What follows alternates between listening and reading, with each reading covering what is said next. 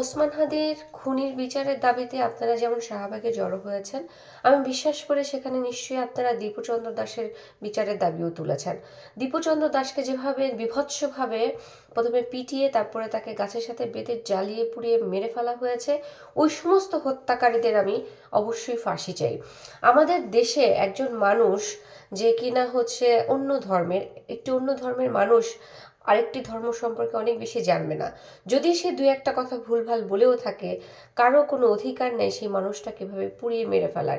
এখানে কিভাবে ধর্ম অবমাননা হইল, কারা এইখানে মব সৃষ্টি করলে, প্রত্যেকটা মানুষকে আমি অবশ্যই বিচারের কাঠগড়ায় দেখতে চাই। এখানে ডক্টর মোহাম্মদ ইউনুস বলতেছে যে দীপুচন্দ্র দাসের পুরো ফ্যামিলির সে হচ্ছে দায়িত্ব নিয়ে নিল। আপনাকে যে দায়িত্ব দেয়া হয়েছে ডক্টর মোহাম্মদ ইউনুস, আপনি সেই দায়িত্বটা ঠিকঠাক মতো পালন করেন। আপনাকে এই দেশের দায়িত্ব দেয়া হয়েছে, সেই দেশের দায়িত্বের মধ্যে থাকে নিরাপত্তা। আপনি সেই নিরাপত্তা বাংলাদেশের জনগণের নিশ্চিত করুন। আপনি বাংলাদেশের যদি নিরাপত্তা নিশ্চিত করতে পারতেন, তাহলে দীপুচন্দ্র দাসের পুরো ফ্যামিলিকে আপনার ভিক্ষা দিতে হইতো না। এই ভিক্ষা আমরা চাই না। আপনি যে ভিক্ষার থালা আমাদের সামনে ধরতে চান, সেটা আমরা চাই না। আমরা চাই আপনাকে যে কারণে বসাইছি, যে দায়িত্বটা আপনাকে দিছি, সেই দায়িত্বটা আপনি ঠিকঠাক মতো করে পালন করুন। আজকে যদি বাংলাদেশের নিরাপত্তা থাকতো, তাহলে ওসমান হাদিকে গুলিবিদ্ধ হইতো না, দীপুচন্দ্র দাসকে এভাবে পুড়ে মরতে হইতো না।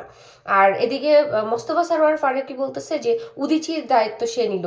তোমাদের এইসব দায়িত্বগিরি আমাদের দরকার নেই। তোমাদেরকে যেই মন্ত্রণালয়ের দায়িত্ব দেওয়া হয়েছে, সেই মন্ত্রণালয়ের দায়িত্বগুলো ঠিকঠাক করে পালন করো, তাহলে ব্যক্তিগতভাবে আর এই সমস্ত কিছু সৃষ্টি হবে না, আর আমরা এটার সম্মুখীনও হব না।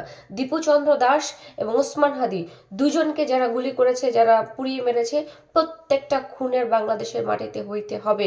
এই প্রত্যেকটা বিচার আমরা অবশ্যই এই বাংলার মাটিতে দেখতে চাই। এটা নিয়ে